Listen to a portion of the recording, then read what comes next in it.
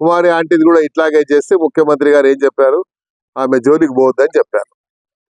So అలాగే ఇక్కడ కూడా ఎవరి దగ్గరికి జోలికి పోవద్దని మేము చెప్తున్నాం. ఎందుకంటే వాళ్ళు రోజు రోజు వ్యాపారం చేసుకునే వాళ్ళు. ఒకవేళ అలా పాలసీ కింద తీసుకుంటే సిటీ మొత్తంలో అయితే మీరు ముందు ఓల్డ్ సిటీ నుంచి మొదలు పెట్టండి. ఓల్డ్ సిటీలో ఎక్కడెక్కడ ఉన్నాయి అలా మీరు చేయండి. మీకేమి ఇబ్బందులు కలగకుంటే మా దగ్గర కూడా ఇబ్బంది లేకుండా నేనే చెప్తా వాళ్ళకి. కాబట్టి ఇది చేయొద్దని నేను చెప్తున్నాను. ఎందుకంటే దీనివల్ల ప్రభుత్వానికి చెడ్డ పేరు వస్తుంది.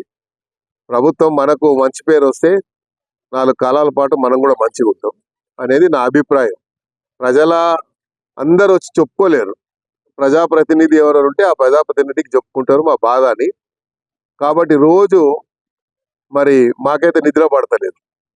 రోజు ఎక్కడో ఈ రోజు ఇక్కడ గులగొడతారంట, రేపు అక్కడ గులగొడతారంట. ఏదంటే వాళ్ళు ఏం చేస్తారు, ఇన్ఫర్మేషన్ రాగానే నా ఇంటికాడికి వచ్చి కూర్చుండిపోతారు.